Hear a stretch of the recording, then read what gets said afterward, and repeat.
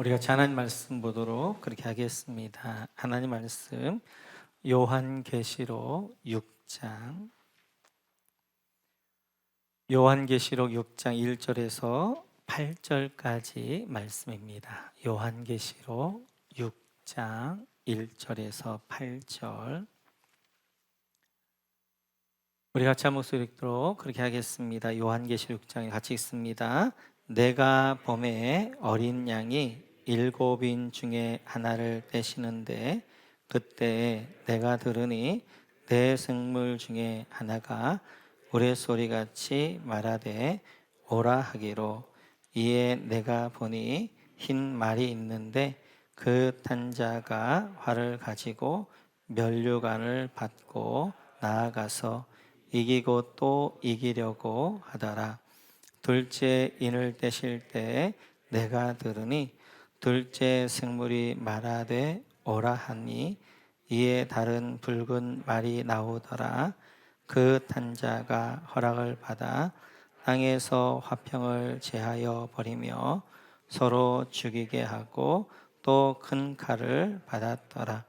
셋째 인을 떼실 때 내가 들으니 셋째 생물이 말하되 오라 하기로, 내가 보니 검은 말이 나오는데 그 탄 자가 손에 저울을 가졌더라.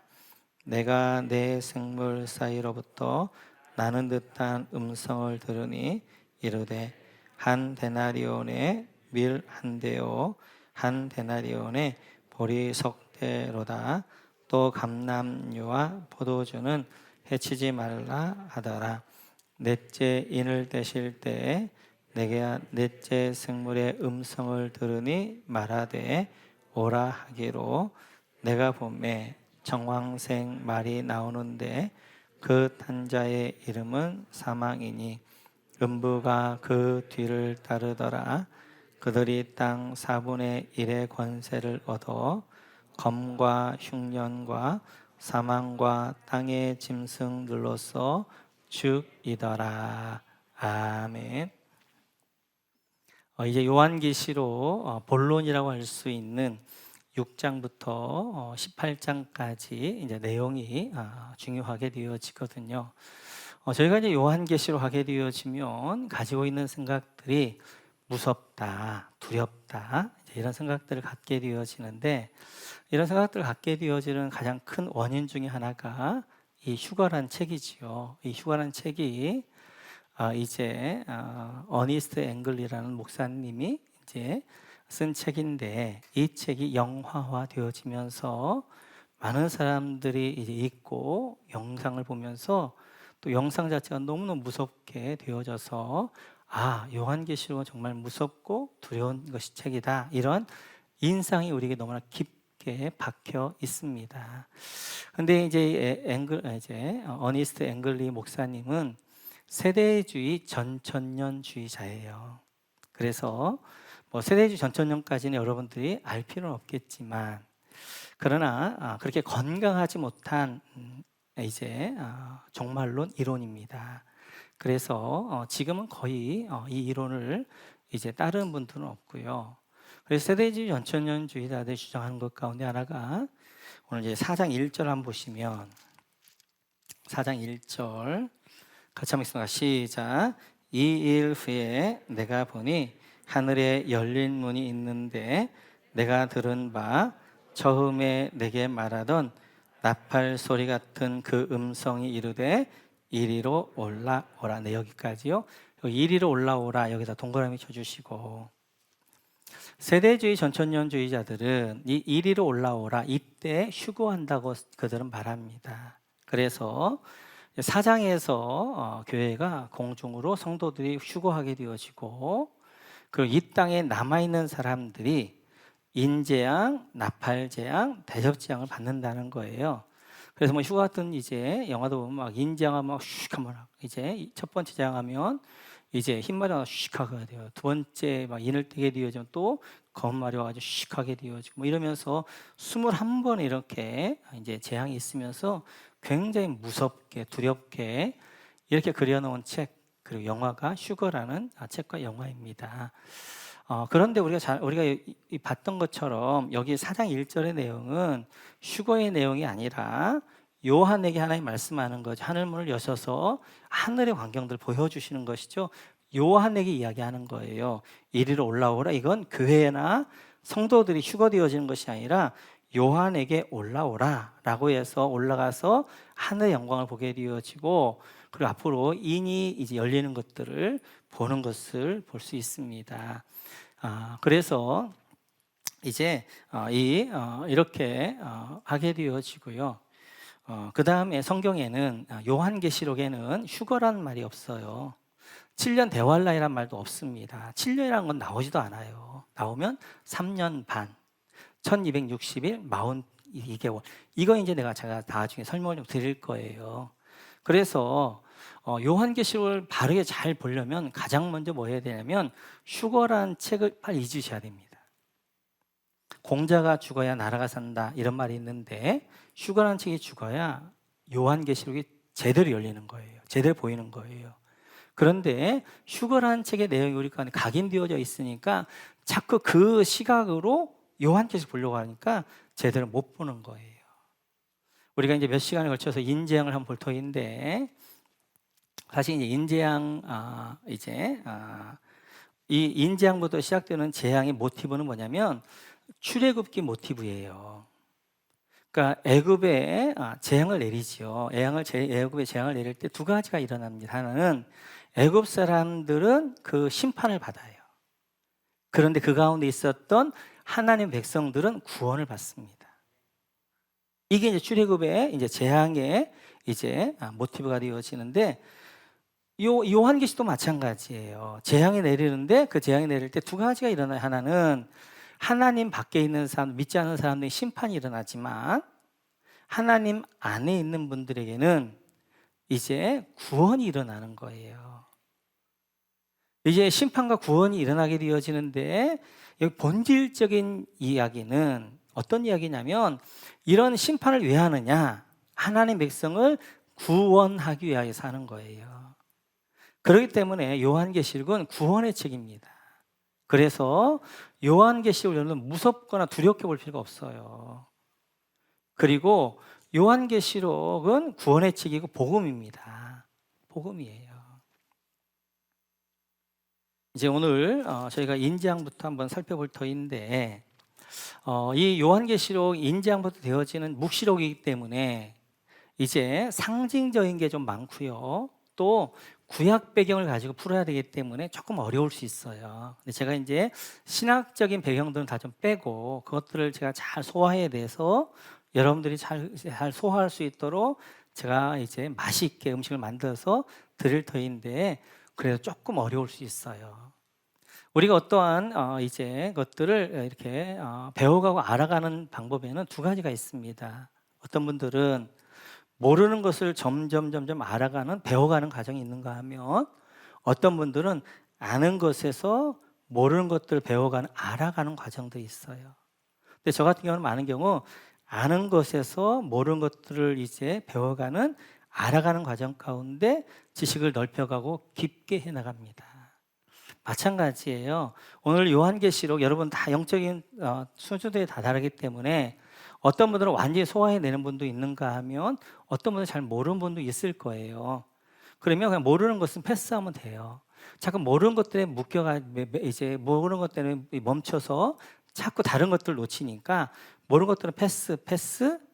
그리고 그냥 아는 것 남으면 그 아는 것 가지고 어떻게 하나님의 내 말씀을 듣고 결단하고, 내가 조금 더 열정이 있다면 이제 유튜브나 홈페이지를 통하여서 설교를 몇 번 더 들어보든지, 정 모르겠다고 그러면 목장 순서지가 있습니다. 거기에는 이제 설교에 요약이 다 나와 있어요. 그러니까 그걸 한번 여러분 읽고 들어오셔도 좋고, 이제 그래서 여러분들이 이제 아는 만큼 소화해내시고 모르는 것들은 넘어가시고 계속 반복해서 이야기할 거예요. 그러니까 지금은 좀 모르더라도 나중에 보면 그게 그거구나, 그 상징이구나 하는 것들을 여러분들이 알게 되어질 것입니다. 오늘 이제 저희가 인재양의 이제 볼 터인데, 중요한 것이 1절을 보면 이렇게 말씀하게 되어져요. 1절 같이 한번 시작.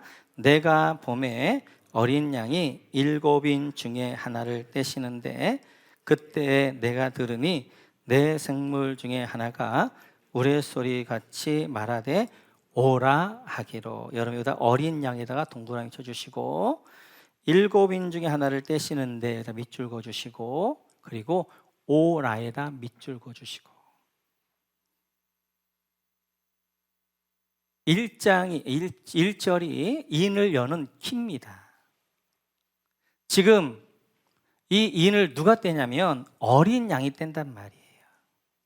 어린 양이 뗀다는 말은 이 인의 재앙의 주관자가 누구라는 거예요?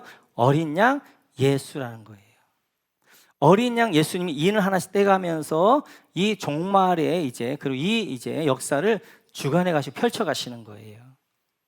그런데 구약을 보면 요한계시를 보면 예수님에 대해 두 가지를 표현합니다. 하나는 어린 양 예수, 또 하나는 유대 사자, 유대 지파의 사자, 이런 표현을 이제 두 가지를 쓰게 되어지는데, 어린 양 예수라고 표현을 쓸 때는 작가가 요한이 거기다 그렇게 쓸 때는 바로 초림의 예수님, 우리 죄를 위해 십자가에서 우리를 죽으시고 우리를 구원하신 예수님을 이야기할 때는 어린 양 예수라고 하게 되어져요. 그런데 유대 지파의 사자라고 할 때는 재림의 예수님, 그리고 영광과 권세를 가지고 심판하시는 예수님을 이렇게 쓸 때 그렇게 유다 지파의 사자 이렇게 씁니다. 오늘 인을 떼는데 유다 지파의 사자가 7인 중에 하나를 뗄 때라고 하지 않고 어린 양이라고 되어져 있단 말이에요. 지금 요한이 이렇게 기록할 때는 요한이 목적이 있는 거예요. 어린 양이란 뭐예요? 바로 우리를 나를 사랑하셔서 나 대신 십자가에 죽으신 그 구원주, 그분이 지금 인을 떼고 있단 말이에요. 그분이 인을 떼고 있다는 것은 그분이 지금 하시려고 하는 이 일이 뭔가, 이 일이 심판이 아니라 뭐다? 구원이다, 구원. 그래서 하나님 백성을 구원하기 위한 이렇게 이러한 재앙이 내리는 것이지, 그 핵심은 구원이다라는 것들을 설명하기 위하여서 요한은 어린 양이 7인을 뗀다라고 되어져 있습니다. 그러니까 이 7인 재앙은 무서운 재앙이다, 무섭지 않은 재앙이다? 무섭지 않은 재앙이다. 두려울 필요가 없는 거예요. 왜요? 나보다 나를 더 사랑하셔서 나를 죽으셨던 그 예수님이 인을 떼시면서 진행하는 재앙이고 나를 구원하기 위한 재앙이기 때문에 두렵고 무서워할 필요가 없는 것입니다. 2절 같이 한번 읽어볼까요? 2절 같이 읽죠. 시작. 이에 내가 보니 흰 말이 있는데 그 탄 자가 활을 가졌고 면류관을 받고 나아가서 이기고 또 이기려고 하더라. 이렇게 내 생물 천사가 오라 했더니 흰 말이 나옵니다. 흰 말에다 동그라미 쳐주시고, 그리고 그가 탄 자가 활을 가졌고에다 밑줄 그으시고 활에다가 동그라미 쳐주시고, 그 다음에 그 옆에 면류관을 받고에다 밑줄 그어주시고 면류관에 동그라미 쳐주시고, 그리고 그 옆에 이기고 또 이기려고 하더라, 여기다 밑줄 그어주시고. 제가 시간이 없기 때문에 매 징계마다 다 자세히 살펴볼 수는 없고, 첫 번째 징계만 조금 자세히 살펴보고 나머지 것들은 의미하는 바들을 같이 나누려고 합니다. 여기 첫 번째 인을 뗐더니 흰 말이 나와서 흰 말을 타고 면류관을 쓰고 이기게 되어지는 그런 것들을 보면서 이 흰 말 탄 자가 누구냐 하는 조금 논쟁이 좀 있습니다. 그래서 어떤 분들은 흰 말 탄 것이 두 번 나와요. 요한계시록 19장에 보면 같이 한번 읽어볼까요? 시작. 나는 또 하늘이 열려 있는 것을 보았습니다. 거기에 흰 말이 있었는데 신실한 분, 참되신 분이라는 이름을 가지신 분이 그 위에 타고 계셨습니다. 그분은 의로 심판하시고 싸우시는 분입니다. 아멘. 여기 보니까 하늘이 열리면 예수님 재림해 오실 때 흰 말 타고 오신다는 거예요. 그리고 그분은 누구냐? 신실하신 분, 참되신 분, 의로 심판하시는 분. 그래서 요한계시록 19장에 예수님이 흰 말 타고 오시니까 여기 흰 말 탄 자도 예수님 아니냐라고 하시는 분들이 있습니다. 그런데 만약 여기 2절에 나오는 흰말 탄 자를 예수님이라고 하게 되어지면 몇 가지 문제가 생겨요. 첫째는 1절에 보니까 천사가 오라 했는데, 오라가 명령했는데 예수님이 나가는 거란 말이에요. 천사가 예수님이 명령하는 거란 말이에요. 그건 말이 안 되는 것이고요. 두 번째 보게 되어지면 흰말을 탄 자가 활을 가졌다는 거, 활을. 그런데 요한계시록 19장에 나오는 흰말 타신 예수님은 이걸 가지고 있습니다. 같이 한번 읽어볼까요? 같이 시작. 그분의 입에서 날카로운 칼이 나오는데 그분은 그것으로 모든 민족을 치실 것입니다. 여기까지 하면. 지금 요한계시록 19장 흰말 타신 예수님 뭐 하는 거예요? 검을 가지고 있는, 칼을 가지고 있는 거예요. 지난주에 살펴봤던 것처럼 사탄의 계열은 뭘 가지고 나온다? 활을 가지고 사용한다, 무기를. 그런데 하나님의 성령이 뭘 가지고? 칼, 검을 가지고. 그러니까 지금 여기는 예수님이라고 하면 안 되는 거예요. 활을 가지고 있기 때문에 사탄의 계열인 거예요. 뿐만 아니라 그 이제 말을 탄 자가 면류관을 쓰고 있다는 거예요. 면류관. 뭐 여기도 면류관을 쓰고 흰말 탄 자 면류관을 쓰고 있고 요한계시록 19장에서도 예수님도 면류관을 쓰고 있어요. 같이 한번 읽어볼까요? 시작. 그분의 눈은 불꽃과 같고 머리에는 많은 관을 썼는데. 여기까지.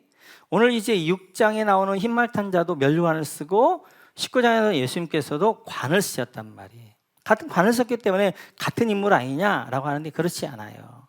여기 면류관, 6장에 있는 면류관이란 말은 이제 헬라어로 스테파노스예요. 스테파노스.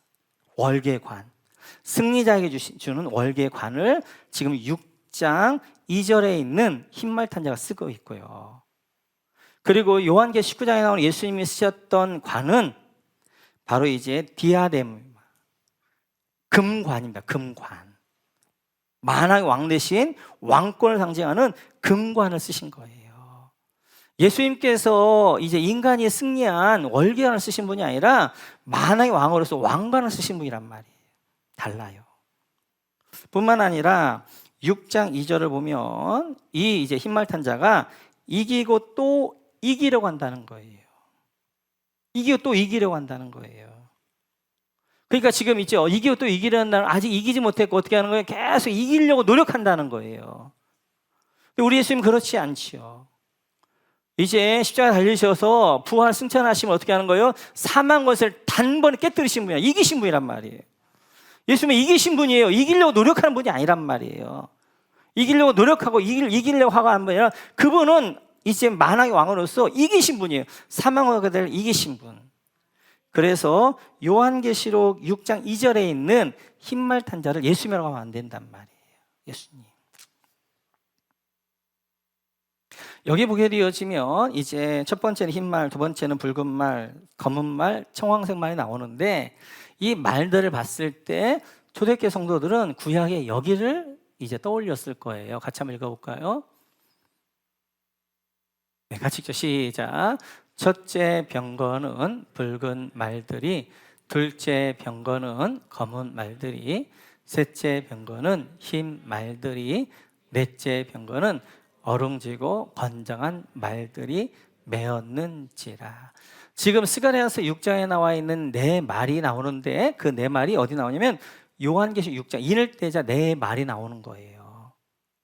근데 이제 여러분들이 6장을 전체를 한번 읽어보시면 이 네 말들이 어떻게 하는 거예요? 북쪽으로 동쪽으로 가가지고 온 땅을 두루 다니며 심판하는 거예요. 그래서 지금 흰말 탄 자가 어떻게 하는 거예요? 이 땅을 이제 이 로마를 심판하러 이제 다니게 되어진 것도 볼 수 있습니다. 그러면 여기 흰말 탄 자가 누구냐 하는 거죠. 우리는 잘 모르는데 초대교회 성도들은 바로 알았어요. 그 당시에 말을 타고 활을 쏘는 사람들이 있었어요. 그들이 바로 로마의 최대 적이었던 파르티아인들이었어요. 파르티아인들. 이 파르티아인들은 이제 이렇게 로마의 동쪽에서 말을 타고 와가지고 기병 말을 타고 와가지고 이제 한 군대를 싹 쓸어버리고 사라져버리고. 그래서 로마 군대는 이 파르티아인들로 인하여서 깊은 두려움 가운데 있어요. 벌벌 떨고 있었단 말이에요. 또 하나 로마에 어떤 음모론이 있었냐면 네로가 자살해 죽지 않았다는 거예요. 네로가 도망가서 파르티아인으로 갔다는 거예요. 그래서 네로가 파르티아인들을 이제 군대를 데리고 로마를 침략해 올 것이다 라는 두려움이 있었어요. 두려움. 이제 보통 왕들 흰말을 타잖아요. 이 흰말 타면서 말을 쓰는 네로, 그래 네로가 이렇게 올 것이다. 이런 두려움들이 있었단 말이에요. 그 이야기를 하고 있는 거예요. 그래서 지금 이제 인재앙에서 오늘 첫 번째로 볼 것은 과연 참된 안식과 쉼과 평안은 어디에 있느냐 하는 거예요. 로마 시대를 가리켜서 뭐라고 하냐면 팍스 로마 그런단 말이에요. 로마의 평화, 로마가 만든 평화. 근데 지금 로마가 팍스 로마 시대라 로마가 만든 평화라고 하고 있는데 그들이 진짜 바깥에는 팍스 로마인 것 같은데 안을 들어가 보니까 어떻게 하는 거예요? 외적 친위 파르티아인들로부터의 두려움 가운데 지금 이들이 참된 평안이 없는 거예요. 쉼이 없는 거예요. 안식이 없는 거예요. 하나님이 파르티아인을 통해서 어떻게 하는 거예요? 이들을 심판하시는 거예요. 그리고 지금 이제 그 사실을 여기다가 기록해 놓은 거란 말이에요. 뿐만 아니라 두 번째 인을 때니까 이런 일이 있습니다. 4절로 읽겠습니다. 4절.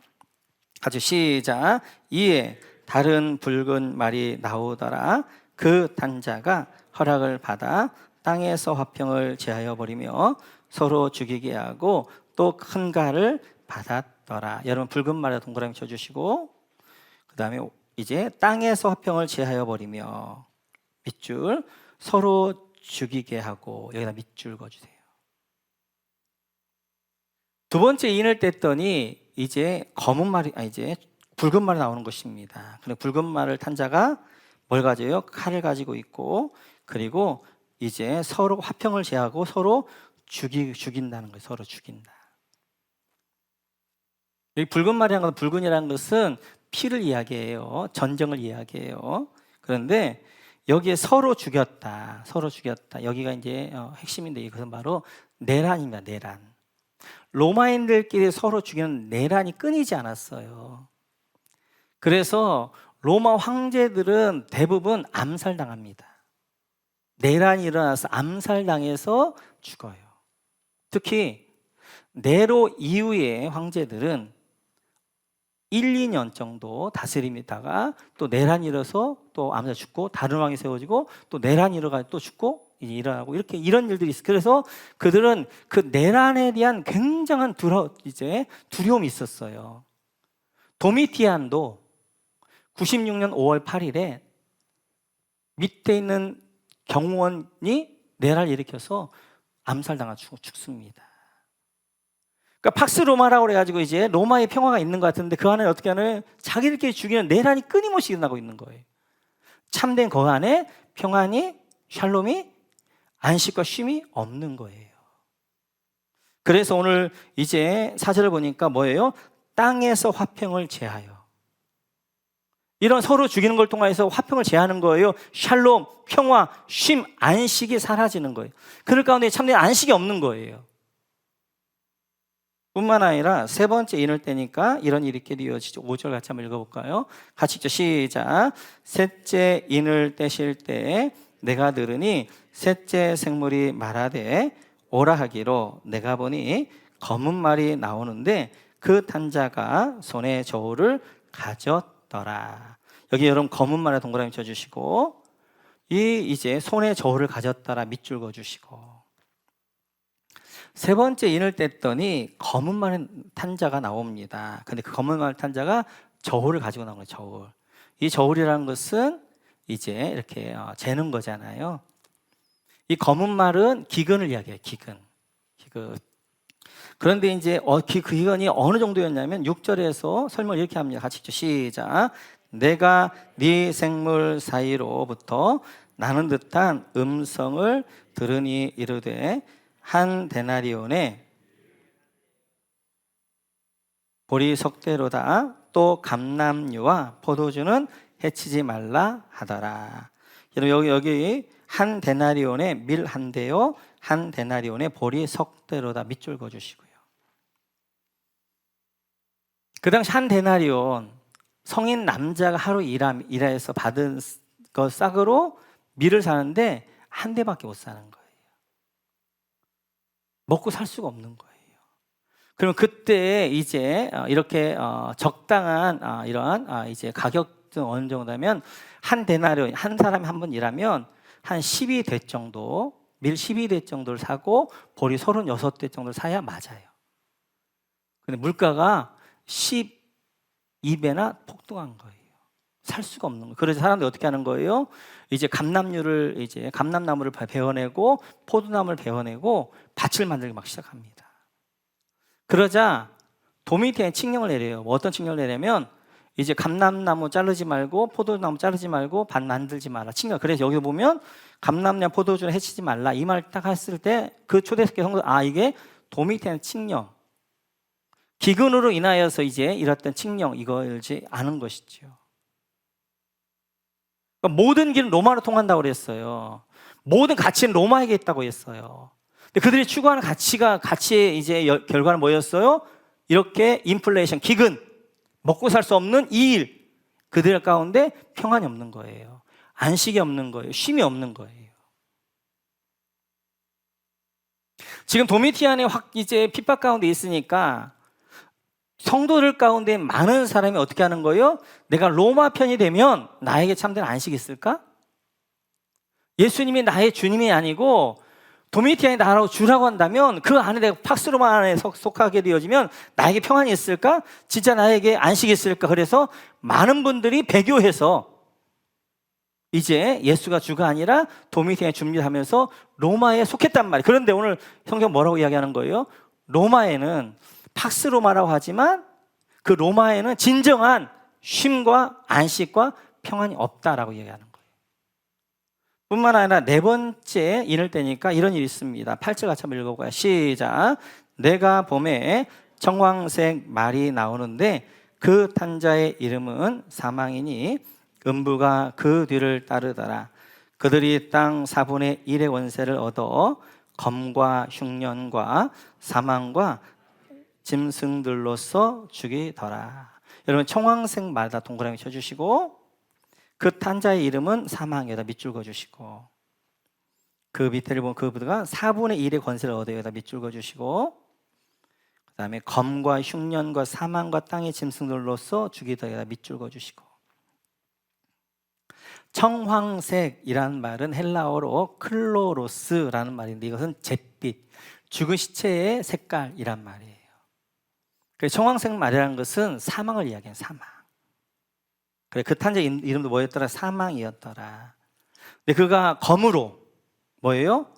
이제 흰말, 외적의 침입으로 사람들 죽이고 그 다음에 붉은 말, 내전으로 사람들 죽게 되어지고 그 다음에 흉년, 검은 말, 기근으로 사람들 죽게 되어지고 사망, 청황색 말 이제 이런 것들로 죽게 되어져서 4분의 1이 정도가 죽게 되어지는 이런 이제 일이 있게 되어졌다라고 하게 되어지고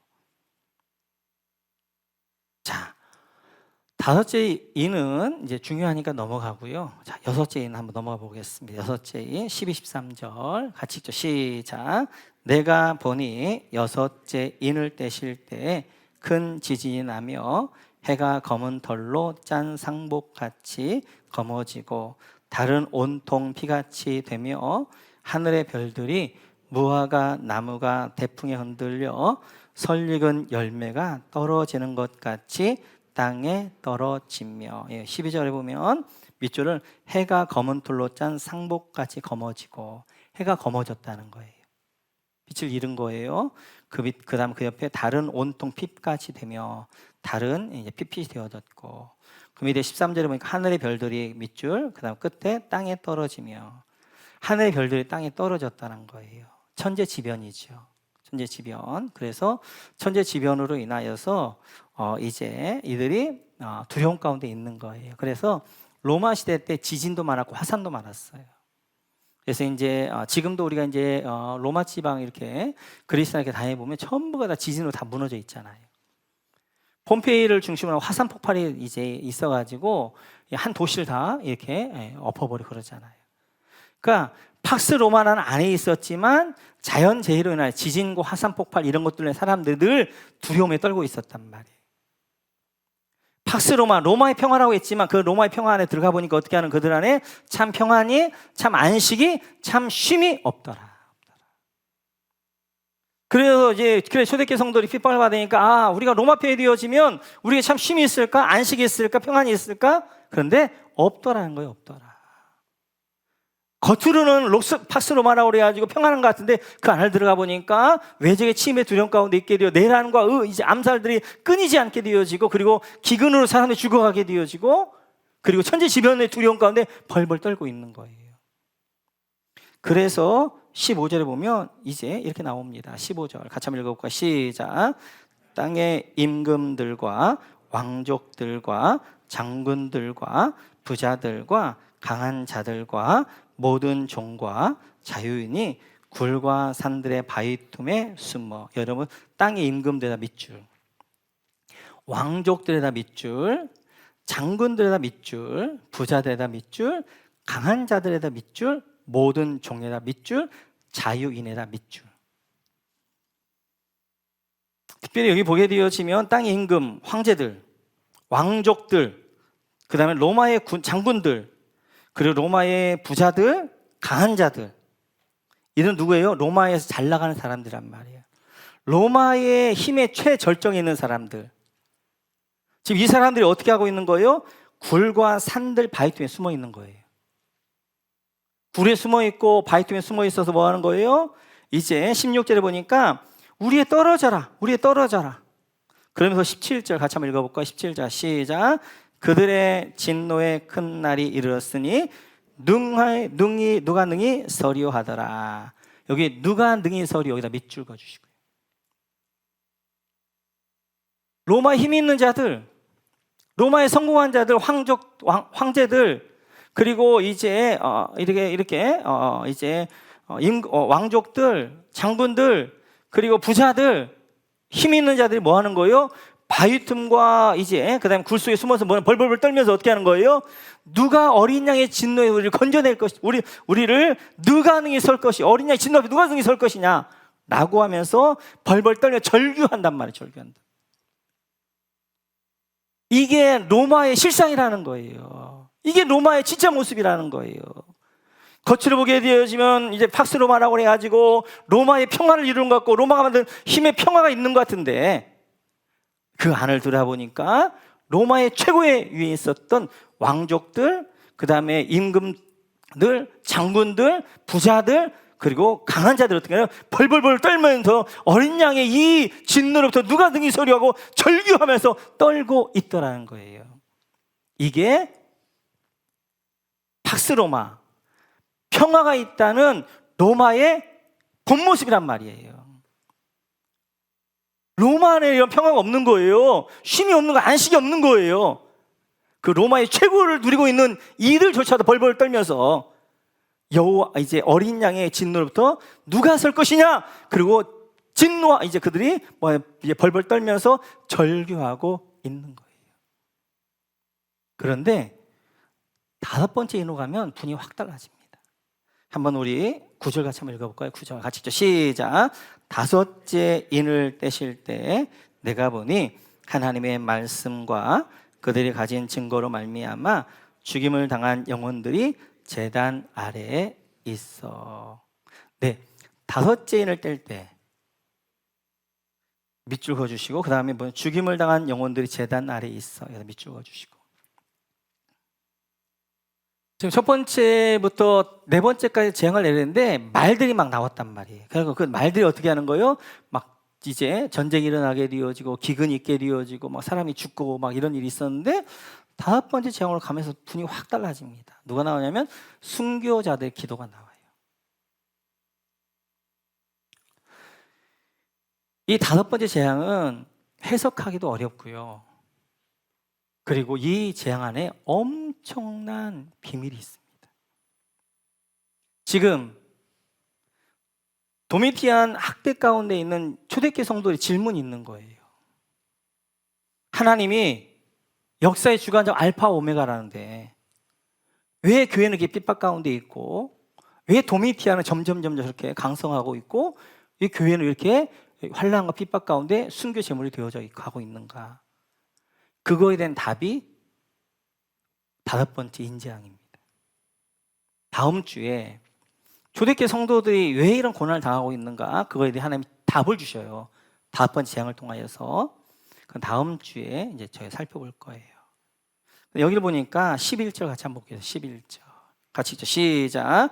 각각 그들에게 흰 두루마기를 주시며 이르시되 아직 잠시 동안 쉬되 그들의 동무 종들과 형제들도 자기처럼 죽임을 당하여 그 수가 차기까지 하라 하시더라. 여러분들 쉬되라 동그라미 쳐주세요. 쉬되. 여기에 인재앙 6장에서 딱 한 번 나오는데 뭐가 나오는 걸? 쉰다, 평하다, 안식이다. 첫 번째 말, 흰 말이 왔지만 거기에는 이제 외적의 침입, 거기에는 평안이 없어요. 두 번째 말, 붉은 말이 이제 탄자가 나왔는데 내란으로 인하여서 서로 죽이고 피 흘림만 있고 거기는 평안이 없어요. 안식이 없어요.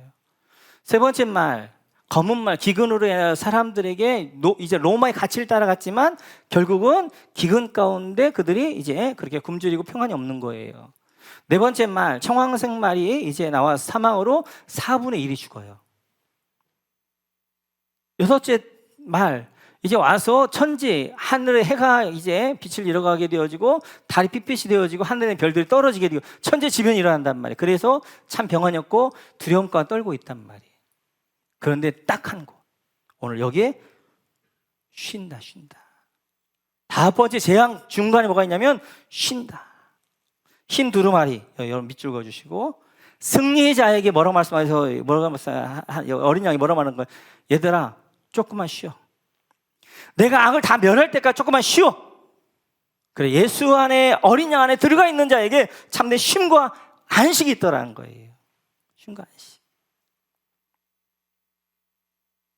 그래, 지금 로마 이제 초대교회 성도들에게 그들은 어떻게 하는 거예요? 안전을 위하여서, 그리고 평화를 위하여서, 그리고 쉼을 위하여서 많은 사람이 교회를 떠나 배교해서 이제 로마로 갔는데, 로마 안에는, 얘들아, 로마 안에는 쉼이 안식이 없는 거야. 진짜 안식은 어디에 있느냐?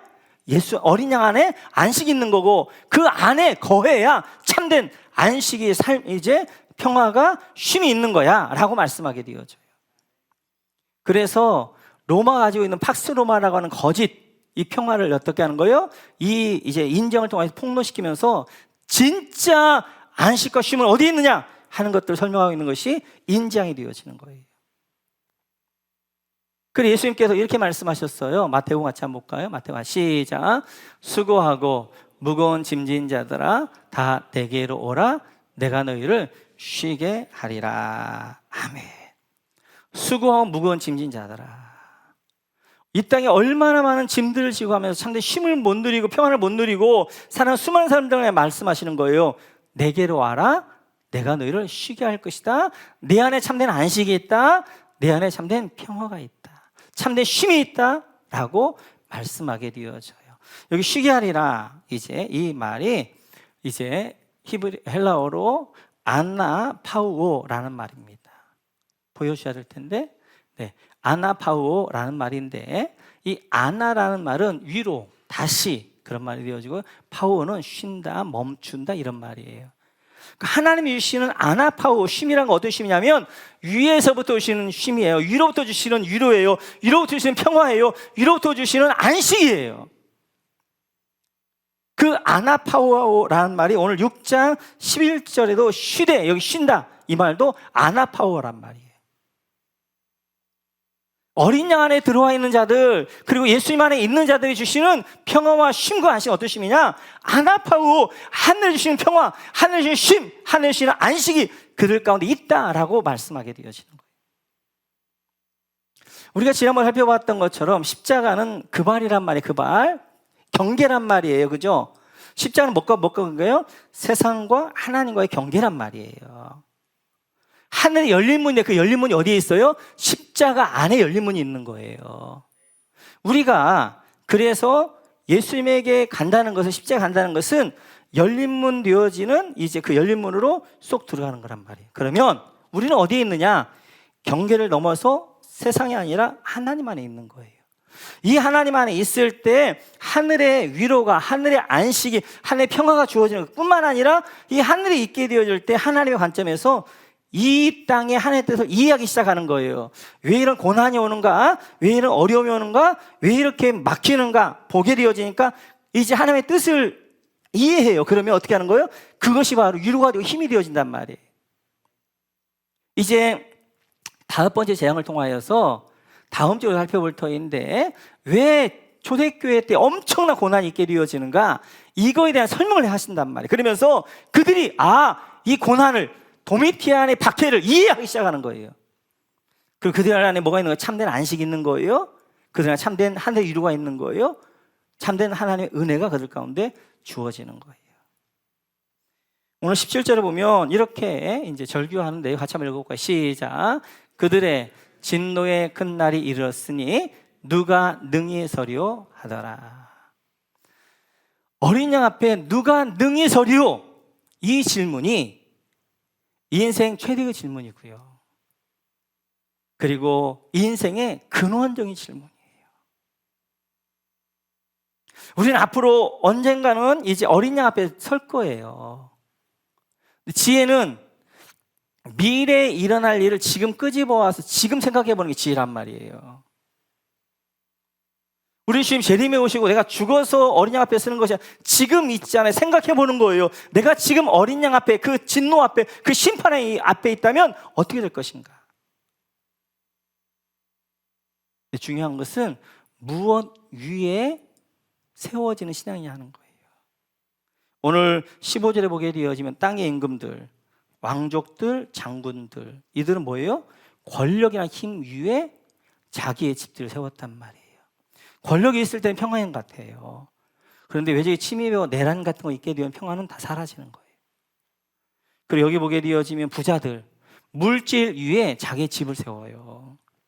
근데 언제나 부자로 있는 거 아니잖아요. 물질 들어올 때는 기쁘지만 물질이 나갈 때는 슬프게 되어지고, 물질이 무너지게 되면 자기 모든 평안이 무너지게 되어지는 거예요. 그 다음에 이제 강한 자들은 힘 위에 자기의 집을 세운단 말이에요. 자기 힘 위에. 그래서 힘이 언제나 있는 거 아니잖아요. 힘이 있다가도 없고 그러잖아요. 그러면 그것 때문에 슬프고 이제 기쁘고 이것이 너무나 극명하단 말이에요. 이런 이제 부자들, 이제 그 다음에 물질, 그리고 힘, 그리고 세상 권력 이 위에 세운 신앙을 뭐라고 말하나 예수님은 모래 위에 신앙 생각해봅시다. 모래 위에 세운 신앙이다. 이 위에 세운 신앙들은 반드시 무너지게 되어져 있고, 여기에는 참된 평안이 없게 되어지고, 언제 무너질 것인가 늘 두려움 가운데 떨게 되어지는 것이고, 그 안에는 아나파우 하나님의 위로가 없는 거예요.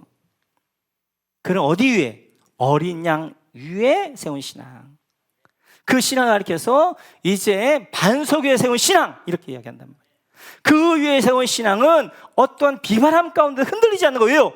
그에게는 아나파워가 주어지는 거예요. 하늘의 위로가, 하늘의 안식이, 하늘의 쉼이 그가 붙잡고 있고 그가 장막을 치니까 세상에 이제 이런 파도와 비바람이, 풍랑이 그를 넘어뜨릴 수 없게 되어지는 거예요. 그런 삶을 가리켜서 시편에서 다윗은 이렇게 이야기합니다. 같이 한번 읽어볼까요? 시작.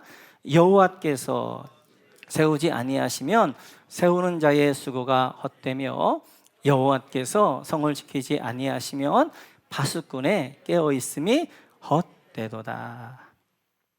여호와께서 주어가 되어진 삶. 누가 주어? 여호와. 여호와 위에 여호와께서 집을 세우지 않으면 세우는 자의 수고가 헛되면 다 무너지는 거예요. 여호와께서 성을 지키지 아니하면 파수꾼의 경성함이 파수에 깨어 있는 거 다 헛된 거예요. 중요한 것은 여호와가 우리의 주어가 되어지고 여호와 위에, 어린 양 위에 세운 그 집, 그 집은 무너지지 않고, 그 성은 이제 무너지지 않고, 그 성은 견고하고, 그 성에는 아나파우 하늘의 위로가 있게 되어지고 하나님의 안식이 있게 되어지고 그 안에 참된 평안이 있게 되어 참된 위로와 은혜가 그 안에 주어진다라고 말씀하게 되어지는 거예요. 사랑하는 성도 여러분, 여러분은 어디 위에다 여러분의 인생의 집을 짓고 있습니까? 물질인가요? 내가 물질이 많이 있어요. 그 물질이 나를 평안을 줄 것 같아요. 나를 지켜줄 것 같아요. 세상 힘을 쫓아다니나요? 세상 권력인가요? 사람인가요? 그것들은 모래 위에 세운 집이에요. 그것이 있을 때는 나를 견고하게 지켜준 것 같고, 그거 있을 때는 내가 평안에 있는 것 같지만, 그것을 곧 이제 이제 물 들어오면 그 물로 다 허물어질 것이 바로 그런 것들이란 말이에요. 언젠가 다 허물어져 버리고 환난과 다 세워나갈 때가 있단 말이에요. 그때 참된 평안이 없는 거예요. 우리는 여호와가 우리 주어가 되어지는 인생, 여호와 위에 세운 집, 어린 양 안에 거하는 삶, 그리스도의 반석 위에 세운 집, 이 집은 어떠한 비바람과 창수와 어떤 파도 가운데도 흔들리지 않는 견고한 집이란 말이에요. 지금 우리는 어려운 시대를 살고 있습니다. 코로나 이 어려운 상황 가운데서 우리는 어디에 참 평안이 있나, 이 땅 가운데 수많은 사람들이 외치는 것이 어디에 평안이 있는가, 어디가 안식이 있나. 그래, 그 평안과 안식을 찾아서 수많은 사람들이 쫓고 있단 말이에요. 돈을 쫓기도 하고 세상 권력을 쫓기도 하고 쾌락을 쫓기도 하고, 거기에는 참된 안식이 없습니다. 오직 아나파우가 주어지는 곳, 예수 그리스도 안에, 어린 양이신 주님 안에, 그리고 이제 하나님의 반석에 세운 그분에게만 아나파우, 하늘의 안식과 위로가 주어지는 것입니다.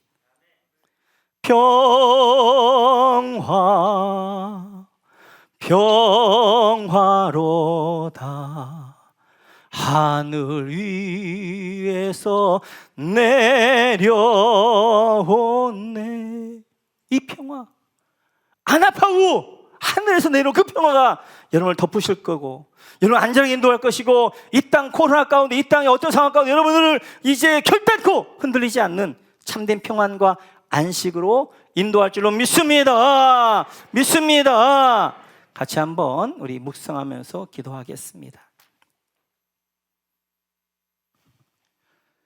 오늘 말씀 기억하면서 인지한 첫 번째, 이 땅에 참된 평안이 어디 있는가?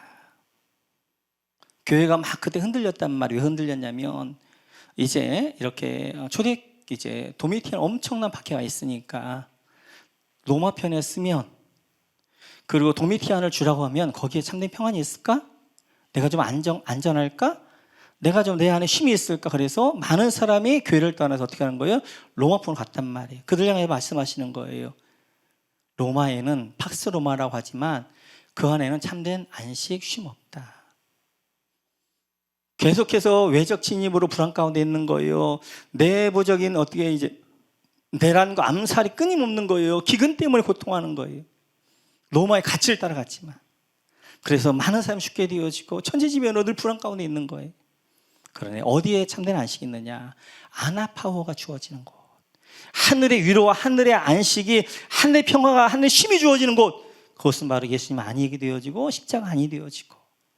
여러분은 어디에다가 여러분의 인생의 신앙의 집들을 세우고 계세요? 돈이에요? 물질이에요? 권력이에요? 세상 힘이에요? 그런 모든 것들은 모래에 세운 신앙입니다. 다 언젠가 무너져 버릴 거예요. 그것이 있을 때는 편한 것 같지만 그것이 다 사라져버리게 되면 참 평안이 없는 거예요. 오직 하나님이 주어가 되어지고 예수 위에 세워진 신앙만이 안전하게 되어지는 거예요. 잠시 한번 한 30초 정도 우리가 묵상하면서 하나님 음성을 한번 듣고, 하나님, 내가 어떻게 살기를 원해요? 라고 질문 한번 하시고 30초 들고 같이 결단 기도하도록 그렇게 하겠습니다.